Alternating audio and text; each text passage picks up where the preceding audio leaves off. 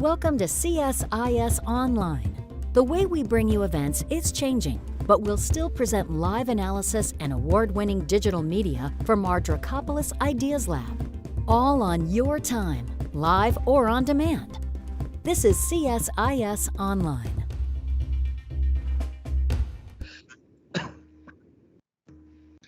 Hello and good afternoon. Welcome to this live stream from the Center for Strategic and International Studies. My name is Joseph Majkut. I'm the director of our program in energy security and climate change, and our opener for today. We are very excited about today's program. As anybody who's tuned in, I'm sure knows, though the United Nations Framework Convention on Climate Change has just finished up its 26th Conference of the Parties, COP26 in Glasgow, Scotland. And many of us who were observing the climate diplomacy in advance of the meeting, watching it either from afar or participating, and now trying to reflect upon what we do going forward. So, this has occupied our attention almost entirely for the last few weeks, and we are very fortunate today to be joined by one of the key players on the U.S. negotiation team, Dr. Jonathan Pershing. Dr. Pershing is on the team led by Special Envoy for Climate, former Secretary John Kerry, and Dr. Pershing has been a longtime friend of CSIS and a longtime contributor to the international conversation on how we are going to deal with greenhouse gas emissions, and perhaps has some good news to report. Following Dr. Pershing's comments, there'll be a brief audience Q&A.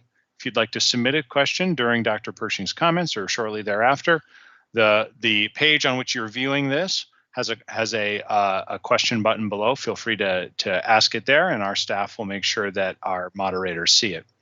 Following a moderated Q&A, we'll have a brief panel of CSIS experts discussing Dr. Pershing's comments and their own views on the developments we saw out of COP26. And there again, we'll have a chance for some back and forth. We hope that this is a spirited conversation, and we welcome participation from our viewers. We look forward to a day when these kind of events can happen here in Washington, D.C., where we're located. With that, I would like to offer the floor to Dr. Pershing to give his readout on COP26, what he thought were big wins, big challenges overcome, and the path forward. Dr. Pershing, the floor is yours. Great. Thank you so much. It's really a pleasure to be here and have a chance to give a bit of an update, at least from my perspective, on what happened at the climate negotiations that just concluded last week in Glasgow. Let me start off with a little bit of context, because I think that's always quite a helpful framing for us to think about the problem. The first is the science of climate, which I think many of us have looked at, but I think has become more and more established and also a little bit more scary and more concerning as time has gone on. The most recent report that framed that science came out of the Intergovernmental Panel on Climate Change over the course of the summer. And among other things, the report concluded that we were off track to hold temperatures down to levels that would not have substantial damages, that the rates of change were continuing significantly, that we were seeing the effects today in everything from rising sea levels to changes in global average temperature. The second thing which they concluded is that if one is to seek to keep those temperatures down, and this comes from both this report and from a prior report that was issued about 2 years ago, the global community would have to keep the increase in concentrations down, and in fact would have to see them cut substantially by about 45% by the year 2030, and getting to net zero emissions somewhere around mid-century. So that's the context in which we were operating, and the global community, which has endorsed those science reports because they're a combination of technical work as well as oversight and review by governments, had an endorsed scientific assessment upon which to base their political agreements and statements. The second thing in the terms of context is that this is a somewhat delayed meeting. The expectations is that we would have had this conversation at least a year ago. Glasgow was postponed in light of COVID. And that COVID context also had a non-trivial role in some of the preparatory work that had gone into the meeting, but also in terms of some of the limitations that the UK faced as it sought to host the conference. We still, in spite of that, had about 40,000 individuals who registered. That would make it the single largest negotiating session ever held. Compare that to Paris, which had on the order of 30,000. So this is a substantially greater number, notwithstanding COVID. It was larger in terms of every segment of the population that attended, which is to say more NGOs, more government representatives, more press, more of civil society broadly. So a fairly encompassing sweep. But at the same time, it was extraordinarily difficult for people to get there. There were dynamics both while you were there and in the preparations for it that played out in difficult ways. One of those is that we had, unlike almost any prior conference of the parties, we had virtually no preparatory sessions. In fact, the only one that really was held was virtual, and the virtual session was rather difficult to organize. Imagine, if you will, getting 200 countries in the room and trying to do a negotiation, and now have them on 15 Zoom screens where you really are having a hard time seeing each other, much less engaging with each other, much less having the informal coffees or corridor conversations that can lead to substantial agreement. In that context, I think the UK did a masterful job in pulling this off. And so my hat is off to my colleagues there who made this work, including Alok Sharma, who served as the presidency, but his really quite extensive and remarkable team. All right, if that's the context, what then happened at this conference? So we sought to think about a couple of things from the US perspective. The first one was the exercise in raising ambition. If we look at where we were in the run-up to this meeting, we were clearly on a trajectory that was well above 2 degrees. If you're thinking about trying to get to 1.5, that gives you some context for what does it mean to be well above 2. Numbers suggest that we were on the order of 2.4, maybe even slightly higher, 2.5, in terms of what countries had committed to and where they were. Over the course of the year and at the meetings in the run-up to the Glasgow COP itself, countries made additional commitments to further reduce their greenhouse gas emissions. And there are two ways to look at this increase in ambition. The first level of the increase is more ambition over the next decade. What are you doing between now and 2030? How do you capture the actions that you intend to take at a national level? They're in formal agreements called nationally determined contributions, and those contributions are submitted to the UN Secretariat and reported with a degree of detail that provides others some sense of what's being done country by country. The second part of it was a commitment to look in many cases at trying to get to net zero. And what we've got now are a set of countries numbering about 100 or a little bit more who committed at some point to get to net zero. When they get to net zero is different. Some are as early as 2040, some are as late as 2070, but there's now this range of countries seeking to do that. And many of those announcements were made either at the meeting in Glasgow or in the direct run-up to the meeting in Glasgow. As we have done some preliminary analysis on our side, if you look at the commitments to net zero, they represent about 65% of global GDP is committed to holding the temperature based on their 2030 and 2050 or 2060 numbers within the scope that would still enable you to keep temperature rise below 1.5 degrees Celsius above pre-industrial levels.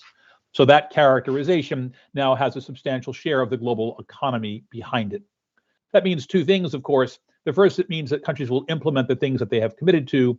And the second, if we wanted to actually get to 1.5, we'd have to get the other 35% of the global economy that is not yet signed on to such a pledge or such a commitment. The meeting itself can be divided up into a series of portions, segments. The first was a high-level summit, a leaders' summit, and it was chaired by Boris Johnson as the Prime Minister of the UK. President Biden attended on behalf of the United States. We had leaders from most countries around the world showing up.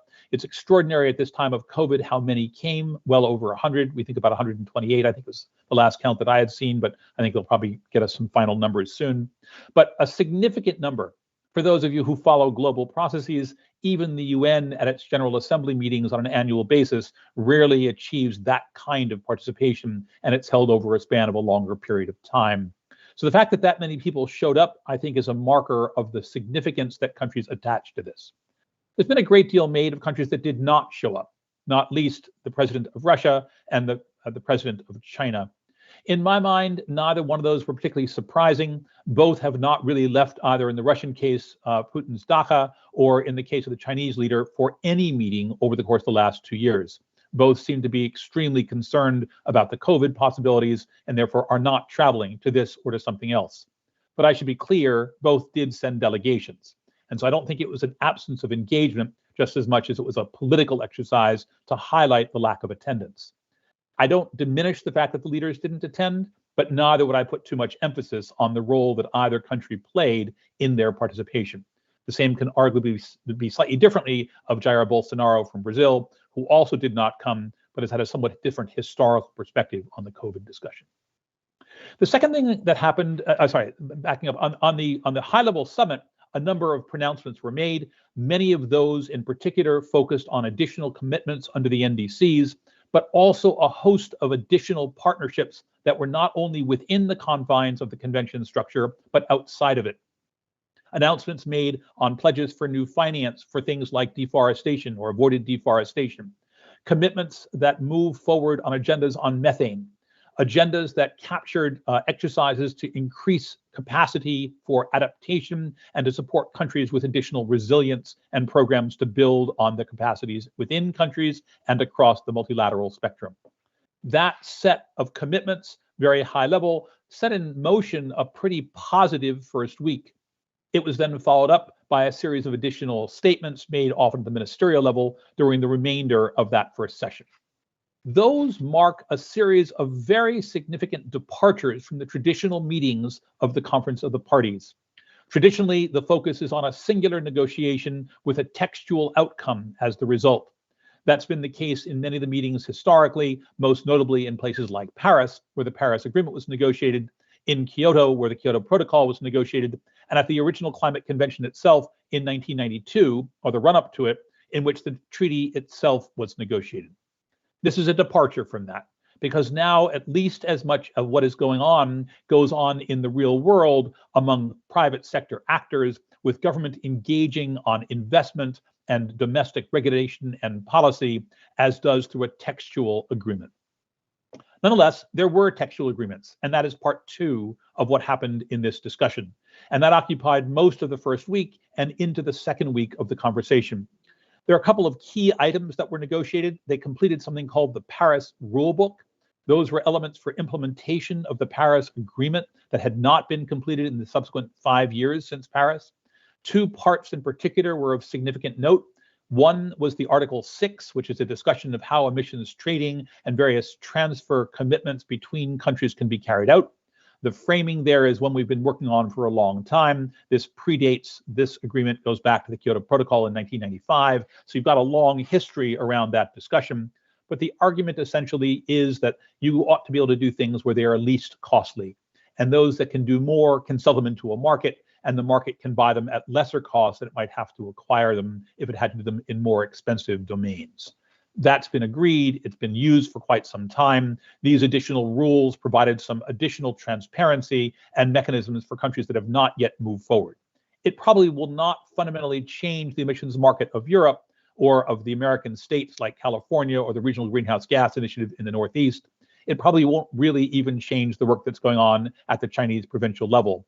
But it does assign some new clarity and rulemaking for these tons and the exchange of tons, not least in recording how they will be reflected in the nationally determined contributions on the part of both the donor and the recipient. The second set of rules that were agreed were much more detailed rules around transparency. This has been a hallmark of US policy since I began working on this, and that was in 1989. So if I look at that kind of structure, we've always insisted that the transparency mattered. It gives other countries clarity as to what each other is doing. It provides a mechanism for countries to assess and evaluate adequacy of performance. It gives people a sense to look at competitive advantage and where they might then apply their own policy to address or redress that. At the same time, it also provides for clarity about who is not acting and can then be held up as a mechanism to assess lack of performance or lack of progress. This time, that enabled us to do the conclusion of those. Those rules are formed in a series of tables for detailed reporting. Historically, the United States has reported on those to the Environmental Protection Agency, also often from the State Department. But data is provided across all sectors of the economy, the Department of Energy, the Department of Agriculture. We have a quite wide-ranging database, which is now submitted and has a format. All countries are to follow that form, and as a consequence, we now have more transparency and more clarity. If those are the second part of the agreement, and that occupied the middle couple of weeks, it's been touch and go. We've been negotiating these particular elements since Paris. It's been a 6-year process. It was by no means clear that we end up with a conclusion. And while not perfect, I think it decidedly advances all of our interests in both market performance and behavior, as well as in the transparency mechanisms to have concluded that part of the negotiation. The third part of the negotiation is the one that's received the most press. And that was a negotiation on what is the political outcome. It's called the Glasgow Climate Pact. The idea behind it is a cover decision that basically frames some of the key elements that were achieved and politically agreed to. It doesn't capture some of the first week's activities, things that are really outside of the remit of the government's negotiating. So, for example, work that might be done by something called the First Movers Coalition, in which companies agree to take the lead on the development and the purchase of initial buys in new technology. That's not reflected. Some of the pieces around financial instruments that are coming from the large banks or asset owners, that's not reflected. It instead reflects what are governments committing to, and how does that stack up with the expectations that they had going in and coming out as to what they wanted to articulate and highlight. It does a couple of things. It highlights the fact that 1.5 is still the target that people are moving to, and it gives it a bit more urgency than even the Paris Agreement had given it, adding some words to elevate the expectation that we should all be striving to achieve that 1.5 level. It articulates and prioritizes the dynamics of this being a critical decade for action, really harking back to the IPCC report. If I look at a contrasting conversation that was held at the end of the Trump administration, that report was not any more than acknowledged. In this instance, it was elevated as a key understanding of the science and how we ought to take that forward. There was a key paragraph that was the subject of a great deal of political conversation and debate, certainly in the media, around whether or not and how we phase out either coal or fossil fuel subsidies. Frankly, there was some fairly minor tweaking. I do believe there is a difference between phasing out and phasing down, but at the same time, I think that the notion of getting coal into the text, which is one of the largest drivers of the energy side of greenhouse gas emissions, is a significant shift that's never before been reflected in any formal text of these negotiations. And if you do believe you have to phase out, you certainly phase down before you phase out. So in my mind, that shift is probably less consequential than the media made it out to be. I do note that one of the sections that was added to that text is of enormous significance, and that is the language that speaks to the management of those who are most vulnerable to such transitions. And clearly, anything of the sort that we are contemplating will have consequences, impact into communities, where the transition will be not just into the new, which might be providing new and different jobs, but out of the old, which might mean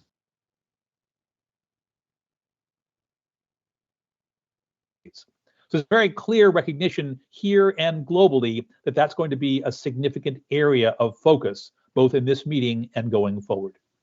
Other elements that were significant in the pact included adaptation, which was given a much higher profile. We are already seeing consequences of climate change globally. They are affecting people disproportionately among the poorest parts of the global community. That means most developing countries, the island states, many of whom contributed only marginally to the emissions of greenhouse gases, but are prone to bearing a disproportionate share of the impacts. An element of that conversation is something called loss and damage, which was given also a higher profile than historically it has been given. The result of the loss and damage discussion was mostly a commitment to engage in an ongoing dialogue, a conversation for next steps. The distinction between loss and damage is what can you not adapt to? If you think about the three parts, mitigation is reducing emissions primarily. Adaptation is what you can cope with in terms of the impacts of climate change. The residual, the consequences that you cannot cope with and could not avoid, that's in the loss and damage space. And we're beginning to see those kinds of damages come along. How do we cope with those? This is a conversation that's begun a little while ago, but I think gained a lot of steam and will be a larger topic of discussion in future meetings of the Conference of the Parties. The last piece is on finance, and that's been a central theme of this negotiation. In part, that is a function of commitments that had been made back in Paris, and in fact, earlier than that in Copenhagen in 2009, in which countries of the developed world committed to try to mobilize $100 billion of finance on an annual basis by the year 2020. A report by the OECD that was released a couple of months ago indicates that collective goal has not been met. As of the 2019 numbers, we were at about 80 billion as opposed to 100.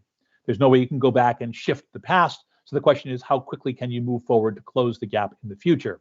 And note was taken of an effort also reported on by the OECD of a trajectory and a pathway through which the developed countries intended to meet their $100 billion target. That is not satisfactory for many countries who believe that the commitments made by the developed nations had not been met and therefore undermined trust in the overall system.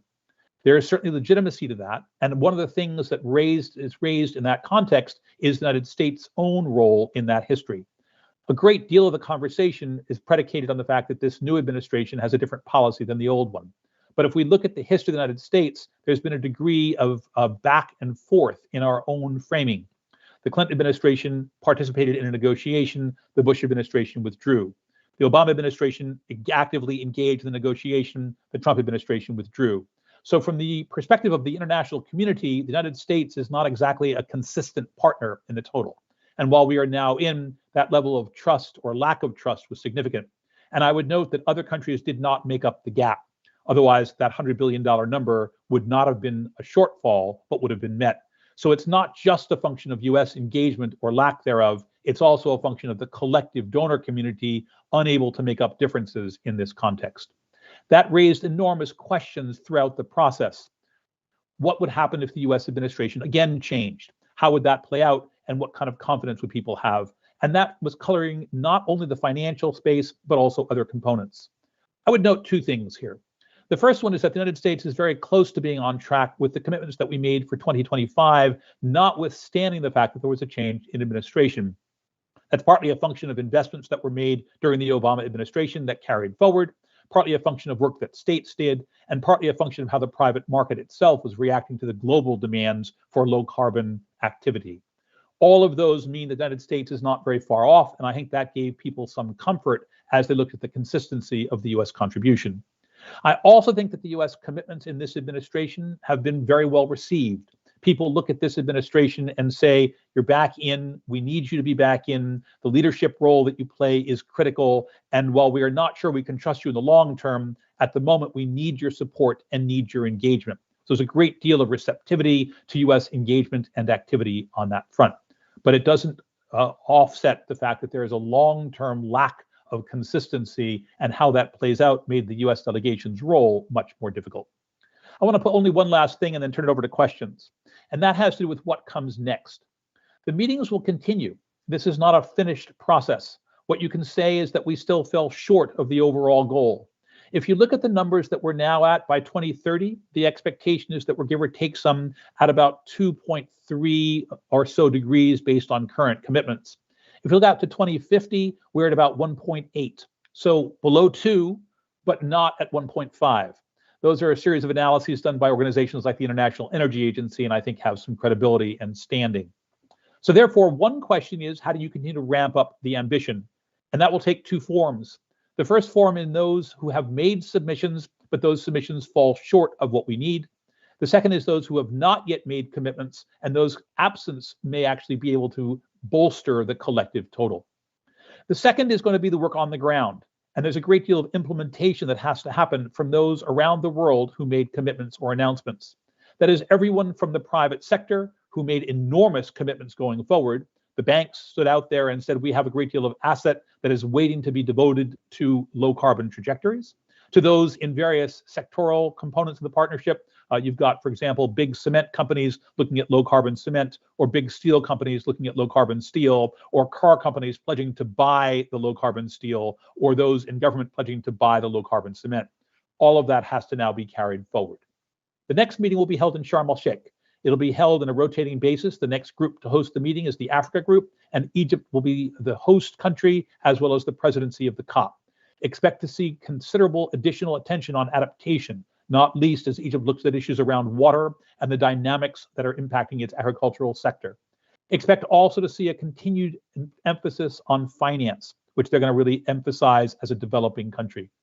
The meeting after that will be held in Asia. The Asia group is hosting. The Asia group has decided to nominate the United Arab Emirates as its country. So the next meeting will be held probably in Abu Dhabi with the UAE as the host country.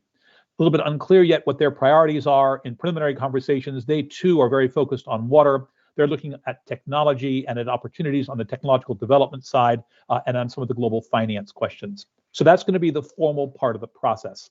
That will be then married to what happens at home in each of the countries. Will they put themselves on a trajectory over the next couple of years to deliver the kinds of things that were promised at this COP? From our side, and the U.S. government team, we had about 10 cabinet members who came making commitments across all of the sectors for which they are responsible. We have commitments in the finance sector, in transportation, in energy. Those are things that we will be following up on. John Kerry, Gina McCarthy as the two leads for the domestic and international process will be devoting their time and energy to move this whole agenda forward, both driving additional ambition, but also driving the domestic policy process. That will be in the context of a host of other issues that we are also addressing: COVID recovery, economic rebuilding. These kinds of things are not just ours, but global. And that global consequence and global context, I think, will be critical. So let me stop with that. Thanks very much for inviting me and look forward to some questions. Thank you very much, Dr. Pershing. This is very comprehensive, very complete, and most welcome. I'm Bill Reinsch. I'm the Scholl Chair and Senior Advisor here at CSIS, and I get the pleasure of asking the questions. And there are some. Despite your being complete, there are a few apparently gaps. And so I'm going to ask, I think we have 3 or 4 questions for you. The first couple are fairly short. I'm not sure about the others. First one is, what are the latest updates on Article 6 relating to carbon markets of the Paris Agreement? Is there a good summary available that you can direct us to? So thanks very much. I'm not yet aware of a comprehensive summary. I think there are a lot of nuances and pieces to it. I anticipate that there are numbers, and I wouldn't be surprised if some at CSIS themselves will be working on these, but there will be a set of them I expect out within a week or so. There are a number of organizations which have followed this very closely. The carbon markets are I think, a central part of the Paris Agreement. I think that the component pieces that people are looking at will have several elements. The first one is what will be countable and how are they added to or subtracted from a country's inventory that it has to submit in terms of being compliant with the convention. At the moment, there are a number of different rules depending on which part of the markets you're looking at. Voluntary markets versus compliance markets have slightly different formulas. That's going to be, I think, elucidated. The rules are fairly lengthy. There are quite a number of pages of them. They're in UN jargon in some ways. They're a little bit impenetrable, but my anticipation is that we'll end up with some good summaries fairly quickly. I think what we got out of it, to answer maybe the substance of the question, is real progress here. I think that having the rules and having clarity will open up the possibility for markets to develop more rapidly and with more confidence that they are following rules that will be adopted by countries. And I personally happen to believe that markets are part of the solution to the climate problem. And as a consequence, having rules that give clear guidance will make it move more quickly. Okay, the next one is kind of a multiple choice question, which will make your job a little bit easier. What do you think is the most important outcome from COP? The updated NDCs and countries' joint ambition, or the side deals on coal phase down, just transition, hard to abate sectors, and other challenges? So can I just take one from column A and one from column B? It seems like the right answer. You can do whatever you want. It does seem a little bit difficult, to make the distinction between those. The way I often think about the climate negotiations is that it's like this multi-part process. In the center, and the reason we have the meetings are the negotiations on text, on decisions that governments are taking. In that context, that very much are the NDCs and the rules that govern those. If we didn't have those rules, that is the essence of the Paris Agreement. But the rules by themselves are insufficient. If you had the rules and the real world wasn't paying any attention to them, they'd be largely irrelevant. So to me, the fact that the world is there and in such numbers and is paying such attention gives rise to a series of these real world consequences and outcomes. And those are huge. They're often public and private combined. I take a look, for example, at some of the work that's being done on raising collective global capital. In many cases, we have governments putting in concessional finance to leverage substantial private investment. That's been a history in the United States and in much of Western Europe and frankly the whole world for a very long time. EXIM wasn't created because the United States was worried about climate change. It was created because we believed that if we gave American companies a bit of a leg up, they could compete on the global marketplace in a very effective and successful way. This now takes those kinds of ideas and makes them applied to a climate agenda. So in that sense, taking existing tools and moving them forward. But they're not just climate in the narrow sense. It's broader. So one of the things, for example, that we've seen in a country like South Africa is a commitment to move forward to retire its coal. That's about 80% of the greenhouse gas emissions are in that coal supply, and that comes from a couple of key provinces within the country of South Africa. That transition is going to be difficult. Can we manage the transition in a way that minimizes risk, that minimizes disruption, while at the same time makes urgent and rapid the transition itself? What kinds of things are you replacing? What does that mean in terms of technical assistance and support? Those are things that are part of the side agreements. Those are things that are not in the NDC per se, but in agreements that were reached between countries, between companies, between NGOs, various partners in the process, and those will be the implementation mechanisms of the entire system.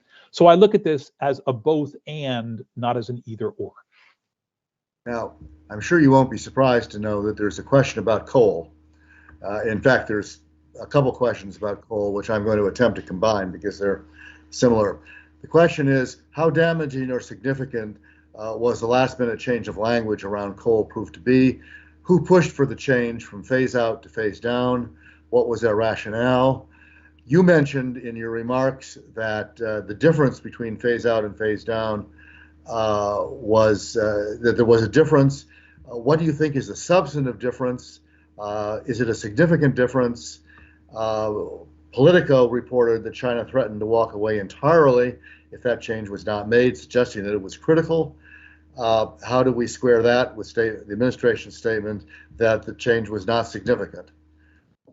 So let me first start by the changes that were made, there was it went through a series of iterations. It wasn't. It started off with we'll shut off coal tomorrow, and then it ended up we'll phase down coal in an indeterminate time. It didn't do that. By the way, in the very first framing, there wasn't a timetable. There was never in that coal language any discussion of when a phase out would happen.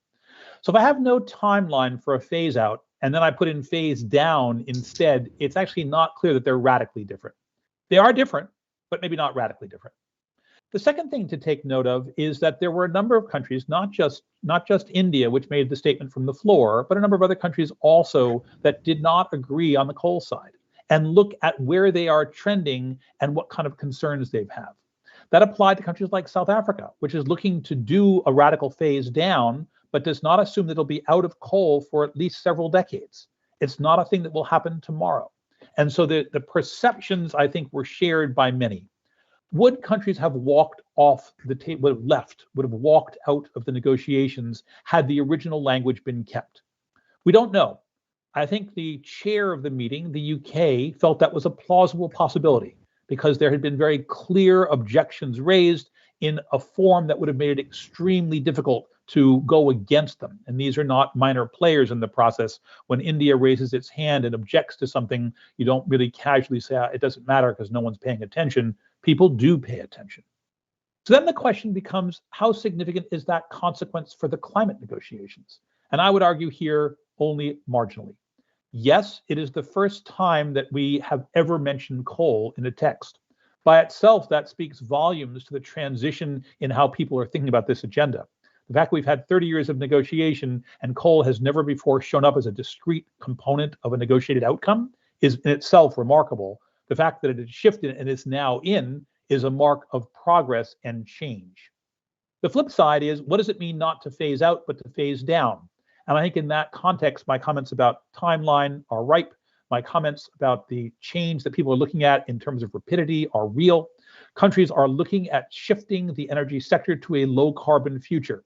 But I think what is clear for most countries is that too rapid a change, too abrupt a transition will have economic repercussions they don't know how to manage. They're not yet clear how to deal with. So looking for an orderly transition, a transition that doesn't turn things off, but turns things down and replaces them and has a smooth process. The science is actually not specific on this ground. It says you have to have a 45% reduction by 2030 and should phase out by mid-century, but it doesn't say how you do that. In fact, it can't. There are many, many pathways. Most of them, if they're going to work, have to pass through a political filter. And that political filter is going to require that one manages and thinks clearly about the communities that are affected, both those that win, and there will be many, and those that are currently not winning, and there will be some. Now, in many cases, those same communities may be facing other headwinds that are independent of the climate negotiations. I don't think coal these days is a particularly attractive investment independent of climate. There are other cheaper options, everything from natural gas to renewables. It's not because of climate that the global investment in renewables was so high last year. There was very little investment in coal and an extraordinary share, as I understood it, between 80 and 90% of all new power capacity built last year was renewables. That's not because of the climate deal, that's because of economic pressures and price. So to me, those kinds of things were coming anyway for the coal communities. And they see that, and they're looking at a transition, but an orderly transition. So to me, that's the nuance that we have to capture from this negotiation. Well, we're bumping up against your time limit, so I'm not going to be able to ask all of them. We've got a couple that are sort of yes or no here that I'll squeeze in, and then maybe one more after that. Are countries that provided enhanced NDCs prior to Glasgow expected to provide new NDCs in 2022? It depends on what they were. Our thinking is that if they're inconsistent with getting to deep decarbonization, they should. If they are consistent with being on a trajectory to 1.5, we would not expect them to. Did the China delegation give any details as to the implementation of President Xi's announcement on halting overseas coal financing? A little bit. There's, I think, a process that we've understood is currently underway in China to evaluate how that transition is going to occur. We've also understood that a great deal of that's already begun to happen. We're seeing remarkably little new investment over the course of 2021 so far from Chinese state-owned enterprises or private commercial enterprises from China in the international coal sector. What will be the practical implications of the pledges from many countries to stop deforestation by 2030? Indonesia and Brazil signed this pledge. Are those pledges credible? I think we don't know. I think that there is a commitment on the part of the political leadership to try to implement them, but they will take a fair amount of work. And a great deal of it is illegal for the fact that the matter is that the countries don't want them, but they still happen. And that puts them a little bit out of reach of some of the things that countries can do. We are seeing significant increases in the case of Indonesia on compliance and enforcement. We're seeing a little bit in the same direction in the last month or so from the new Environment Minister, Minister Reich from Brazil. Those will have to be stepped up. There's going to need to be some international enforcement as well. One of the things that I found most interesting about the statement that the United States and China negotiated was the agreement in one of the paragraphs for the Chinese side to work with the American side on halting illegal wood product or wood imports. One of the largest recipients of illegally harvested timber actually is China, although to be clear, a great deal of that flows back out of China back into the rest of the world as various final finished products. Okay, I think the last, Jonathan has to leave, I know, and the last question is kind of an expansion of the one I just asked. The new Glasgow Pact asks countries to increase their ambitions, phase down fossil fuels, and make payments to poor or vulnerable countries. Do you think that these new ambitious goals will be met on time? Will the U.S. in particular be able to meet any goals set? Listen, I think that the time will tell. There's a great deal of work to be done. And in some ways, that would be maybe a simple summary for the meeting. I think people made significant commitments. I think the question now is the implementation of them. And that will be a function of what each country does and whether or not collectively they can do more than they could individually. Is there a sharing of information, capacity, in some cases financial assistance, that would enable these goals to be met? If they are met, this was a fabulous meeting. If they are only rhetoric and paper, the meeting will not have done what it set out to do, which is to change the global trajectory. I'm pretty optimistic about it. I look at the kinds of pledges, which for the first time were not really governmental commitments, but were backed up by companies, where there's literally billions of dollars on the table, in some cases trillions of dollars, where investment is coming from not just the multilateral development banks, but from the large asset owners like BlackRock and State Street, and it's coming from Goldman Sachs and from HSBC. Those strike me as qualitatively different from things we've had in the past. Is it enough? I think time will tell, but at least it's a much better trajectory than one we've been on before. Well, I'm going to squeeze in one more, if I may. Do you foresee structural changes to UNFCCC process based on the increasingly important role of non-state actors at COP and in Paris implementation? That is a really interesting question. In Paris, we set up this group for non-state actors. It was run by what's called a champion. The current champion from the UK is a guy named Nigel Topping, comes out of the private sector, very focused on this effort of bringing together public and private partnerships to drive forward the agenda. There will be a new champion named by the Egyptians. They have not yet named the champion. I expect we'll get that in probably a couple of weeks, but they have part of that task. That's grown enormously. If I look back at Paris, it was the first time we had this. There was a small side event series with private sector partners.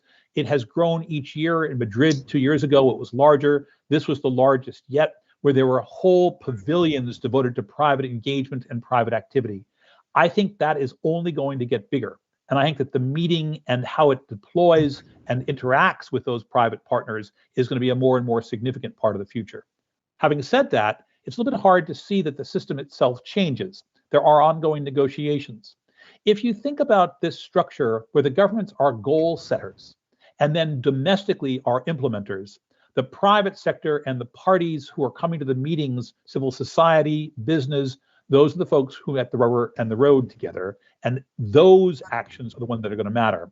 And increasingly, we are seeing that, and this back and forth, the interplay between governments and these actors will become a more and more central part of the deal. Well, with that, I think we'll let you go, and thank you very much for a very complete presentation. Joseph, do you want to say anything before I go to the panel? Only to express my gratefulness to Dr. Pershing and my colleague Bill Reinsch for a great discussion. All the best and congratulations. Great. Thanks so much, folks. Thanks a lot. Talk to you all soon. Bye-bye.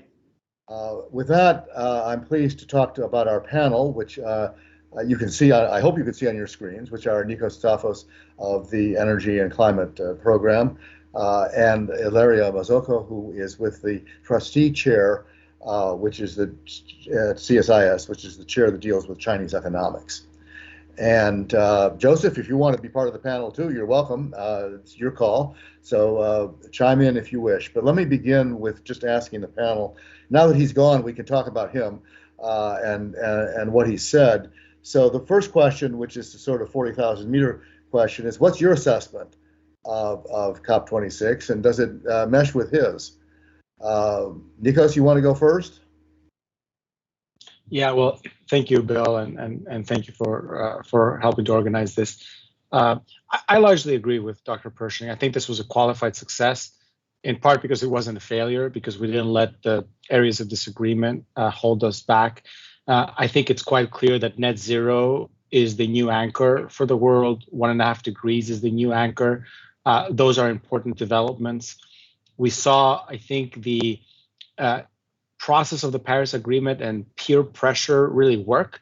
A lot of countries coming up with net zero commitments, not really as a result of negotiation or give and take, but really because they see other countries doing it and they recognize that this is the new international norm.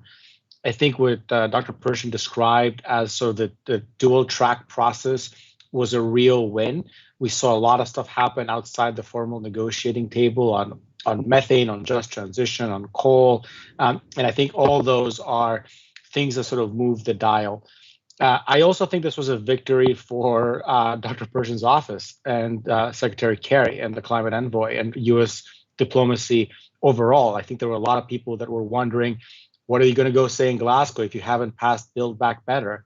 And I think we have an answer, which is that the US has a unique ability to lead and a unique ability to convene and to get countries together to do stuff.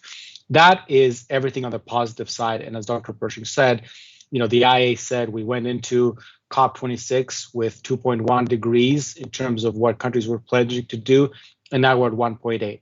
That is all a win. However, and there's a big however, all we're talking about is bending the future curve, right? All we're talking about is the direction of travel 10, 15, 20, 30 years down the line. And when you look at actual emissions, when you look at what the record is on actually how much we emit, there is a huge gap between that long-term ambition and the reality of how much change is happening and how quickly. So when I look at this process, I see a lot of good stuff that I will applaud and I'm very cheerful for, but I will not forget that at the end of the day, climate math is unforgiving. It's very tough. And the process from now to 2030 and 2040 and 2050 is incredibly difficult. And so, as Dr. Pershing said, we're going to measure the success of this event, not today, but when we look back on it, how much did it really help us actually bend the curve versus bend the forecasted curve, which is all we have right now. Ilaria? Yes. So, I mean, I think I agree that it certainly was a qualified success. I think part of the way in which we assess these kinds of meetings depends on what our expectations are going in. So I think looking at China, for example, there were very low expectations given that China would enhance the commitments it already made. And certainly there wasn't a lot of expectation that China would provide more detail on when exactly it was planning to peak emissions or provide more restrictions on coal. And we didn't really see that, in fact. But I wouldn't say that that's necessarily a surprise. It wasn't really expected. And from that standpoint, actually, the fact that we do have language on coal is actually a success, right? It could have certainly been stronger, but it is certainly more positive perhaps than what I would have expected. And even from the joint statement that the U.S. and China released, the fact that China is now has announced that it will develop an action plan on methane is also very positive. So I think at the end of the day, a lot of this then, as Nikos just mentioned, I mean, it really comes down to what actually happens on the ground, what we will see in terms of implementation. And also, I think what we'll see in terms of enhanced commitments in the coming years, right? Whether or not we actually can get commitments that really bring us to that 1.5 degree target or not.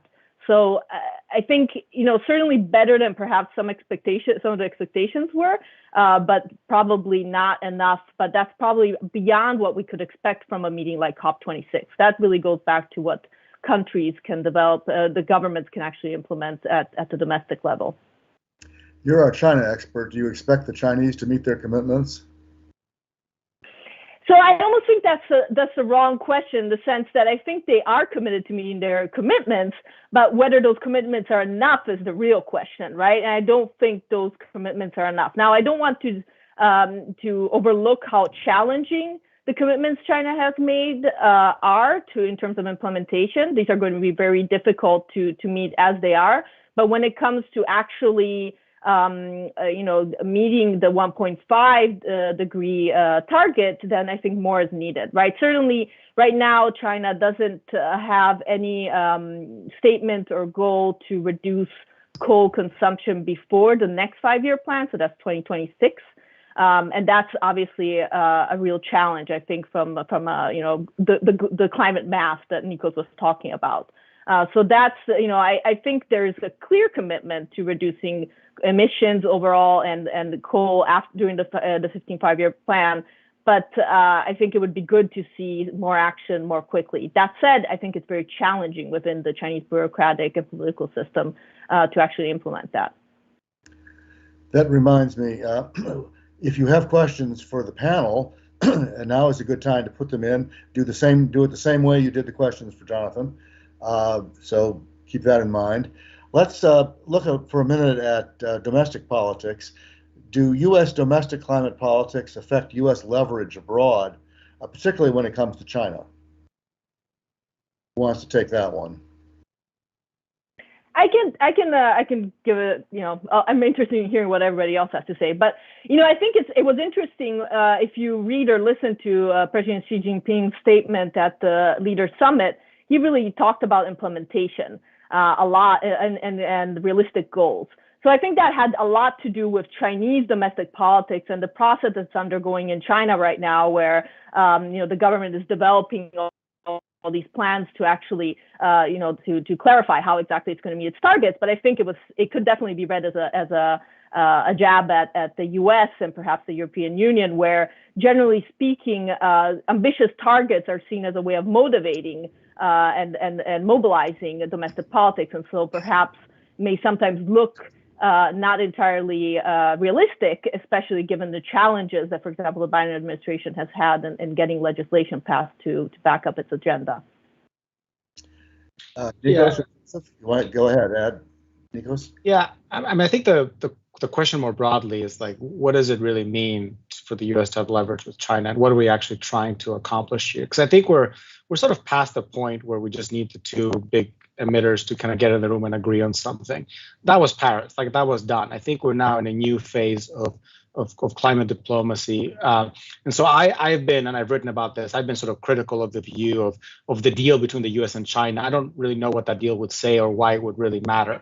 What we need is state action from the two sides, right? And so in that context, what they do at home is far more important than what they tell each other. Although, of course, because they're the two biggest emitters, their relationship shapes the global conversation, obviously. So I've not been a particularly big sort of proponent or advocate or expecting some major breakthrough to come between the US and China. Now, having said that, it's quite clear that two contradictory things are true at the same time. One is that if you don't do stuff at home, your position overseas is weakened. I think this is true sort of on the face of it. Having said that, as I also said before, we've seen the US being able to do amazing things overseas when in fact, until the bipartisan infrastructure package passed a few weeks ago, there's been sort of very little domestic law to make us even think that we'll get close to meeting the 2030 target that the president has set for the country, right? And those two things are contradictory, but happen at the same time. And so I think there is definitely a ability to lead that is enhanced by domestic action, but there's something about the United States that is also different. And the ability of the United States to do things and to mobilize countries that does not depend purely on what is happening in Congress and domestic law. And I think there, the personality of Secretary Kerry, I think, makes a difference. It brings a certain level of gravitas and presence to the negotiating table. And therefore, I think it allows the United States to do diplomatically things that it frankly would not be able to do if you look purely on the basis of what the United States is doing domestically to reduce emissions. Well, let me ask you both the coal question. We can't have a conference without a coal question. This is the phase out, phase down question. Was Jonathan right? The difference is not significant, or is this a big deal? I can begin on that one. Maybe I'm not cut for diplomacy work, but I find the distinction to be, if not trivial, minor. First, because number one, I'm a student of energy markets, and I can tell you very few fuels have ever been phased out, and even fewer have been phased out on the basis of something that you agreed to in a foreign country in a multilateral negotiation. That is not how fuels get phased out. That's number one. Number two, I think it's also a trivial difference because at the end of the day, what matters is cumulative emissions. So I look at the UK. The UK has not phased out coal, but the UK has phased down coal by 95%. I'll take that. If that's what you can do, I'll take it, right? And so I think there is an overarching benefit to reducing coal by a significant amount, even if you can't get to zero. Zero is very hard. I actually, as a result of this discussion, went and looked if any country has ever gotten to zero that used coal and now doesn't use coal.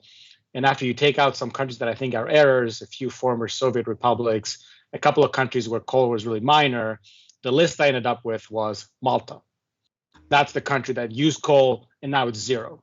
So it's not a great list to start off when you think about getting to zero. And by the way, 1/3 of the world's coal is used outside of power generation and industry, and that's another huge challenge. So I think that the conversation is useful. It's good to keep an eye on coal because that's the fuel that we can make a lot of progress on.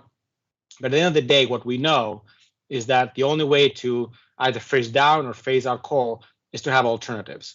And in the emerging markets, where electricity demand is growing, it's going to be really hard to both phase down and phase out coal. And we have a lot of work to do it. In Western economies where demand has been flat, the growth of renewables in the US gas, they've been able to really reduce coal use. But even here, by the way, coal today is 20% of our electricity mix. It's about as much as nuclear and twice as much as wind and solar, right? So even 15 years into a big battle between gas and coal and renewables and coal still has a 20% market share.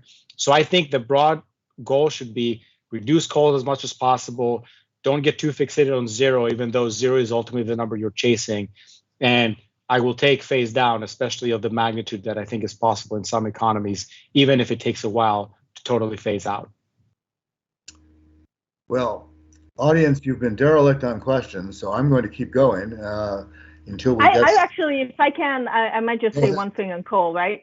I agree with Nikos, generally speaking. I think that, and also with what Nikos said earlier about the role of cooperation between the US and China. So I don't think the country, and something like coal, that is obviously a huge challenge for China, and it's obviously the first thing that needs to be dealt with for emissions to fall in China significantly, given that 57% of the energy mix comes from coal. This is going to be a really big challenge, and I don't think that just a word on an international agreement would have been the reason why things would have changed domestically in China. Now, if things change domestically, then I think we might see something different at a COP26 statement. But it remains a huge challenge domestically in China. And that's what I mentioned earlier, right? Right now, there is no target to reduce coal consumption before 2026. So if we see a change on that, then I think then we'll see real progress on emissions in China. Here we do have an audience question. A lot has been made about the importance of translating commitments from COP into tangible action and implementation. So much of this has devolved to real economy actors, or as Dr. Pershing noted, has to be filtered through political realities. What, if any, new avenues do you see to hold parties to the various commitments and initiatives that they've pledged? I think if you think about this universe, there's sort of two main ways in which we can hold each other to account. One, that has been the Paris process, is peer pressure. And, I think there are a lot of people that are very cynical about peer pressure and the idea that just getting the data and holding people to account was going to work as a process. But we're seeing definitely the ambition level being increased as a result of that. So I think that's one way we hold each other to account. But the second and most important way I think we're going to see countries hold each other into account is what Europe is proposing to do on the carbon border adjustment mechanism, and what the US and Europe together decided to discuss an agreement on trade on steel and aluminum that would incorporate the carbon intensity of products. That, in the medium to long term, is the new way that we might hold each other to account. We've already seen Europe's carbon border adjustment mechanism influencing Russia's thinking on how it looks at the Paris Agreement and on climate politics in general. So this is the medium to long term way that we might hold each other to account, to say that if you want to play, you need to reach a certain level of ambition or commitment or action or carbon intensity. We'll see exactly what process that takes. That to me seems like the direction of travel. A lot of questions about the what, the how. I mean, you know this as well as I do, Bill, the mechanics of how you do that, huge questions on that. But that to me seems like the new arena for sort of climate diplomacy, is moving away from the collaborative, let's all get in a room and discuss something, to the slightly more coercive and possibly punitive if you really fail behind your ambition and where other countries are. Okay, the next one. In the past decade, this is a longer question than maybe the answer. In the past decade, there's been $1 trillion in investment in wind energy, another $1 trillion in solar energy. Despite that, these two technologies provide just 7% of electricity around the world and only 3% of total energy consumption. So much time of COP26 was spent in trying to come up with more financing. But do you think we're concentrating too much on technologies that have shown very little evidence of being the solution to climate change, rather than new technologies that could create an alternative energy that could really accomplish the purpose of COP26? So Nikos, maybe we should start with you. Are those numbers correct to begin with? They seem about right as you described them, but I would qualify sort of the framing, I think, of the question in a number of ways. One, we don't have the luxury of some fantastic technology that's sitting out there that's going to solve all our problems.